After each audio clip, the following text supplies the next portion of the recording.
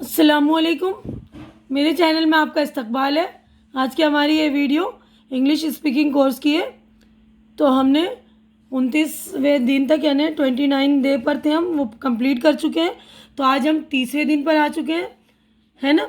तो 30वें दिन पर जो है ड्रिल मश्क है, यानी ड्रिल टेबल्स है, यानी जो कुछ हमने पढ़ा है 21वें दिन से लेकर 29वें दिन तक की हम जो है रिवाइज करेंगे, इसको रिपीट करेंगे। हम देखेंगे आप लोगों ने कितना सीखा है।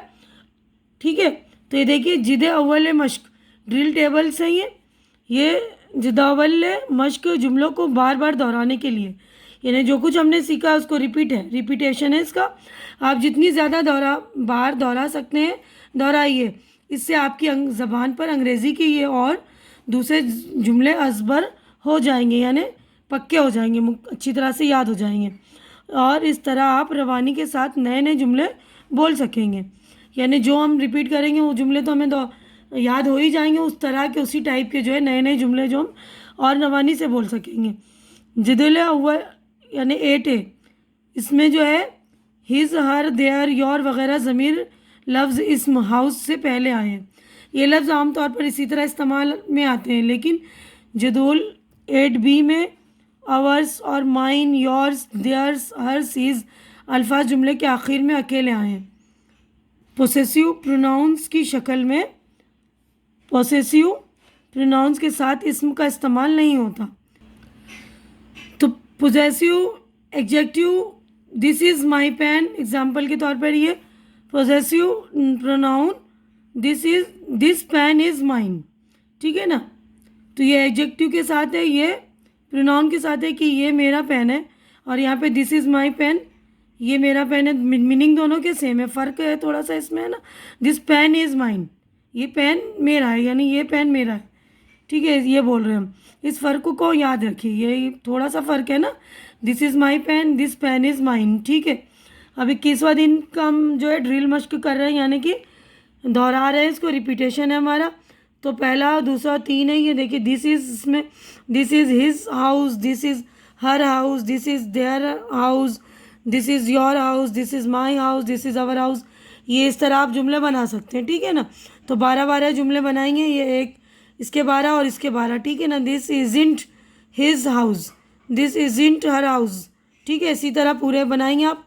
सेकंड टेबल देखिए, इसमें this house is his, same वैसे जैसे हमने किया ना, this is my pen, this pen is mine. इसी तरह this house is his, this house isn't mine, या this house isn't yours, this house isn't theirs.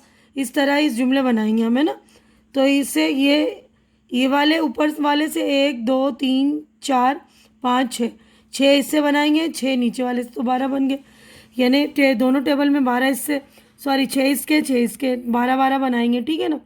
अब ये राम्स मिस्टर का मतलब है मिस्टर राम का, मिस्टर राम्स का मतलब है मिस्टर राम का। ये एस जो है इसके ऊपर जो ही कॉमा लगा हुआ है ना, तो इसको अपोस्ट्रोफी एस का इस्तेमाल किसी चीज़ या शख्स का दूसरे शख्स से ताल्लुक़ बताने के लिए होता है।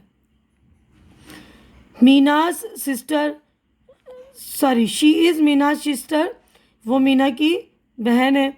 This is mister Mehta's house, ये मिस्टर मेहता का घर है। इसका ज़्यादातर इस्तेमाल जानदार चीज़ों के साथ होता है, पर कभी कभी गैर जानदार चीज़ों के साथ इसका इस्तेमाल काबिल कबूल है, यानी कबूल किया जा सकता है। जैसे अ डेज वर्क, दिन का काम, मंथ्स वर्क सप्लाई, अ ईयर्स ग्रोथ वगैरह। ये इसीलिए सही माने जाते हैं क्योंकि ये एक्सप्रेशन ज़बान में काफ़ी मुस्तमिल हैं, इन्हें गैर सही कहकर निकाला नहीं जा सकता, ठीक है। तो ये आप लोग कहीं कहीं ये वाले एस का इस्तेमाल जो हम बेजान चीज़ों के लिए भी करते हैं, लेकिन ज़्यादातर जो है जानदार चीज़ों के लिए ये एस कॉमा के साथ जो लगा कर इस्तेमाल होता है, इसको अपोस्ट्रोफी कहते हैं, ठीक है ना। तो याद रखिएगा। आप अगले सफ़े पे हम चलेंगे। तो देखिए 22वें दिन की हमारी एक्सरसाइज है, ड्रिल एक्सरसाइज, यानी रिवीजन है, यानी रिवाइज कर रहे हैं, इसको दोहरा रहे हैं। जदोल नंबर 9 में प्लेशियल वर्ड्स, मकाम जाहिर करने वाले अल्फाज, इन अंडर ऑन नियर, यानी जो जगह को जाहिर करते हैं प्लेशियल जुमले में इस्तेमाल हुए। तो ये जुमले आपको बनाने टेबल नंबर 9 है। It is in that bag, it is under this bag, under this table होगा, ठीक है ना। तो आप लोग याद रखिएगा, अंडर का मतलब होता है नीचे, इन यानी में या अंदर, ऑन यानी पर, नियर यानी पास में। तो this cup isn't near your bag, ये कप तुम्हारे बैग के करीब नहीं है, ठीक है ना, ये हो सकता है। The bottle is on the table, your plate is in your basket, तुम्हारी प्लेट बास्केट के अंदर है, ये भी हो सकता है। तो इस तरह आप लोग जुमले बना सकते हैं, ठीक है ना। मीनिंगफुल जुमले होने चाहिए, बस उटपटांग जुमले ना बनाएं, मीनिंगफुल जुमले बनाएं, ठीक है। अब उसके बाद 23वां दिन है। 23वें दिन की ड्रिल मश्क है, यानी कि रिवीजन। जोड़ल नंबर 10 में 2 मुताल्लिका हुरूफ, लिंकिंग वर्ड्स, यानी एक दूसरे से लिंक होते हैं, ताल्लुक़ रखते हैं एक दूसरे की, मश्क दी गई है। I am too tired to do such heavy work, मतलब मैं बहुत थक चुका हूँ इतना मुश्किल यानी इतना भारी काम करने के लिए, का मतलब ये है कि मैं इतना ज़्यादा थक गया हूँ कि मैं इतना बोझल काम नहीं कर सकता। इसी तरह दूसरे जुमलों में इन लफ्ज़ों का मतलब समझना चाहिए, यानी जो भी हम जुमले बनाएं इनके मीनिंग होने चाहिए, मीनिंगफुल होने चाहिए। तो ये हो गया ना, I am too tired to do such heavy work, the little boy was so weak to do such a heavy work, है ना, छोटा बच्चा जो इतना वीक था, कमज़ोर था, कि इतना मुश्किल काम नहीं कर सकता था। या ये हम बोल सकते हैं, you will be too hungry to answer this question, मैं बहुत भूखा था इसलिए आंसर नहीं दे सका क्वेश्चन का, ठीक है ना। You will be too tired to go back so soon, बहुत थके हुए थे तुम इसलिए तुम दोबारा जा नहीं सके इतनी जल्दी, है ना। तो इस तरह आप सेंटेंस बनाइएगा। ये 3 यहाँ पर है ना, तो इसके भी बना लेंगे आप लोग। इसके बाद देखिए हम आगे बढ़ते हैं टेबल नंबर 11 जदोल नंबर 11 की तरफ में before, after, as well as when वगैरह की मश्क दी गई। इनके साथ लिंकिंग वर्ड नहीं जुड़ते, यानी इनके साथ लिंक कोई ताल्लुक़ वाले वर्ड नहीं होते, सीधे दूसरे वर्ड क्लॉज से जुड़ जाता है। जैसे व्हेन वी अराइव्ड, देन नहीं आता, इट बिगेन टू रेन वगैरह जुमले, ठीक है ना। When we arrive it began to rain, इसमें धैन नहीं आएगा, जैसे ही हम पहुँचे बारिश शुरू हो गई। As soon as the train left it began to rain, जैसे ही ट्रेन चल पड़ी बारिश शुरू हो गई।